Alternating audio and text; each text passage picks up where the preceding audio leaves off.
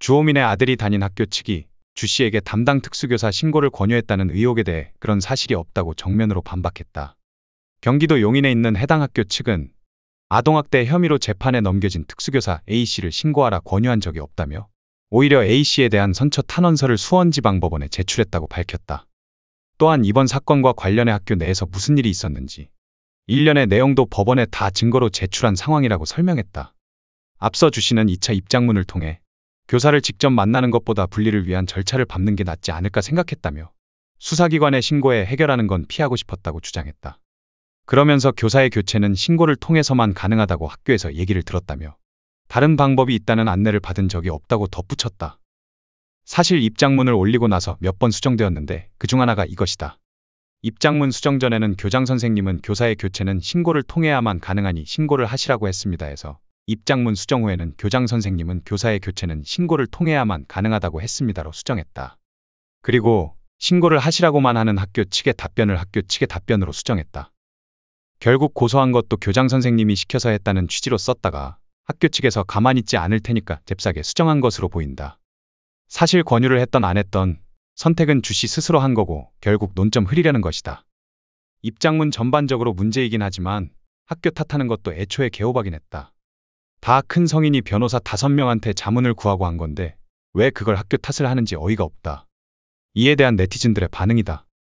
상식적으로 학교는 가뜩이나 특수교사 없어 죽겠는데 신고하라고 했겠냐? 애초에 학교는 처음부터 주호민에 부정적이었는데 그런 곳에서 왜 주호민 보고 그런 걸 권유하겠어?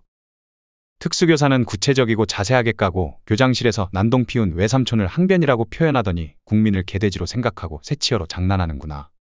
주호민은 사실 양파가 아닐까? 까도 끝이 없는. 한편 주 씨가 아동학대라고 주장하던 고약하다의 학습지 원본이 공개됐다. 특수교사가 주 씨 아들에게 말한 버릇이 매우 고약하다. 종이를 찢어버려요는 실제 있는 예문이다. 특수교사가 주 씨에게 억가당해도 너무 심하게 당했다.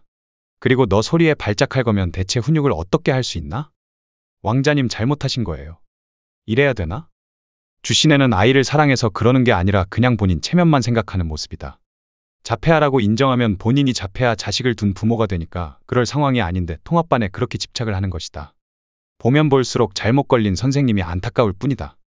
공소사실 10줄에는 맥락 없이 부정적인 발언만 나열되어 있어 아이에게 특수교사가 쏟아붓듯 이야기한 것처럼 보이나. 이 내용은 2시간 반 동안 벌어진 총 6가지 다른 상황에서 가장 부정적인 말들을 뽑아서 추린 것이다. 교사의 혼잣말이나 앞뒤 발언, 주모군의 답변 등 맥락을 제외해 마치 추궁하는 것처럼 편집됐다. 그리고 전문가들은 하나같이 이 모든 것들은 주 씨네가 생각한 것처럼 아동학대가 아니라고 한다. 참고로 특수교사 발언이 학대 아니라고 판단한 33년 경력의 전문가의 과거 행적이 재조명되고 있다. 그는 나사렛대 류재현 교수로 발달장애 선별의 필수 검사 도구를 개발하는 등 특수교육 분야 권위자로 꼽힌다. 그는 과거에 다른 교수가 장애 학생들에게 걸어다니는 복지카드라고 말한 것을 장애인 비하 발언으로 내부 고발하셨다가 부당한 조치를 당했던 분이다. 이분이 진짜 대단한 것은 자기 교수직을 걸고 이사장 사위를 고발한 것이다. 이분만큼 장애 아동을 위해 직접 발 뻗고 나서는 교수가 드물다. 그런 분이 직접 특수교사분의 녹취록을 다 듣고 분석해서 학대 행위가 아니라고 판단하여 12장의 의견서를 제출한 것이다. 고약하다는 표현이 교육하는 학습장에 명확하게 있었고 학생의 문제를 가르치기 위해서 그 상황을 회상시켜서 이 아이의 이 문제를 교정하기 위한 의도가 충분히 있었다고 한다. 류 교수는 또 교사가 너희 반 못 간다고 말한 것도 전후 맥락을 보면 문제가 없었다고 지적했다. 이어 학생에게 왜 못 갔냐고 묻자 학생은 신체를 노출한 일에 대해 답했는데 단호하고 명확한 질문 몇 마디로 의미 있는 훈육을 했다는 거다. 이 과정에서 불필요한 잔소리가 없었고 지켜보는 사람이 없는 수업 내내 존대어를 유지한 점도 학대 의도와 연결짓기 어렵다고 봤다. 법정에서 녹취를 들은 사람들도 의아한 반응이었고 이분 발언까지 생각하면 게임 끝났는데 짜집기 된 녹취록과 주씨 입장문으로 쉴드러들이 더 날뛰는 게 신기할 따름이다. 한편 영화 마라톤을 연출한 정윤철 감독이 주호민이 아들을 지도한 특수교사 A씨를 아동학대 혐의로 고소한 사태에 대한 생각을 전했다. 정윤철 감독은 최근 자신의 인스타그램을 통해 나는 마라톤 감독으로서 특정 웹툰 작가에 대한 멸문지화급의 과도한 빌런 만들기를 멈추고 그의 아들을 포함한 많은 발달 장애 아이들이 집 근처에서 편안히 등교할 수 있도록 특수학교를 대폭 증설하고 예산을 확충하는 방향으로 언론과 여론이 힘을 쏟길 바란다라고 밝혔다.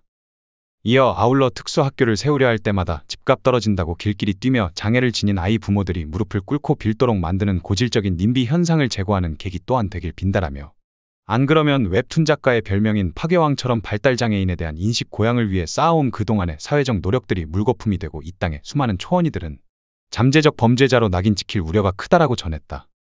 정 감독은 선생님들의 권익도 중요하지만 언론은 항상 기저에 깔린 구조적 모순과 시스템의 진짜 빌런을 추적해야 할 임무가 있다고 본다. 을과 을의 싸움이 지닌 무의미함과 비극성은 영화 기생충에서 충분히 봤다라고 주장했다. 교사 사이를 적대시해서 쫓아내려고 고소한 사람이 바로 주호민이다. 멀쩡하게 잘 지내는 학부모들과 교사 사이 아무렇지도 않다. 이분은 이런 식으로 을과 을이라며 주호민을 옹호하면서 물타기 하는 것이다. 을과 을 이야기하고 이 사건과 특수교사 이야기는 빼고 제도와 시스템을 이야기하자는 내용이다. 어떤 을이 교사의 생계를 끊어버리고 사람을 극단적으로 몰아갈 수 있나? 제도 이야기는 따로 해야 할 사항이다. 이 사건은 주호민과 제도의 이야기가 아닌데 지금 이런 말을 꺼내는 것 자체가 논점 흐리기다. 실제는 주호민과 특수교사인데 지금 난처해진 특수교사 입장에 개같이 논점을 흐리고 있다. 제도 개선이 맞는 말이어도 지금 시점에서 주호민을 빌런 만들지 말라고 연결 지으면 안 되는 것이라는 반응이다. 주호민이 자폐 아들을 아동학대했다며 특수교사를 고소했다. 논란 후 2차 입장문이 게재됐으나 주호민을 향한 싸늘한 반응은 계속 이어지고 있다. 지난 2일 오후 주호민은 개인 유튜브 채널 커뮤니티를 통해 특수교사 고소 사건을 언급, 2차 입장문을 게재했다. 이날 주호민은 교사를 신고한 이유, 녹음기를 들려보낸 상황 등을 언급했다. 또한 선생님을 위한 탄원서를 제출하겠다고 밝혔다. 그러나 2차 입장문 이후에도 주호민을 향한 비판이 계속해서 이어지고 있다. 이들은 2차 입장문으로도 주호민 부부의 행동이 이해가지 않는다고 반응하고 있다. 또한 주호민이 입장문 게재 이후 내용을 일부 수정한 정황이 발견되는 등 다시 한번 지적이 이어지고 있다. 실제로 주호민 유튜브 채널 커뮤니티에 게재된 2차 입장문 댓글을 인기순으로 설정했을 때 그를 향한 비판 댓글들이 상위를 차지하고 있다.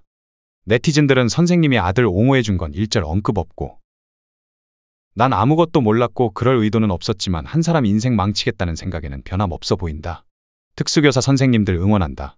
해당 교사와 문제를 이야기하지 않고 고소해놓고 그걸 교육청, 교장 탓하지 말아라.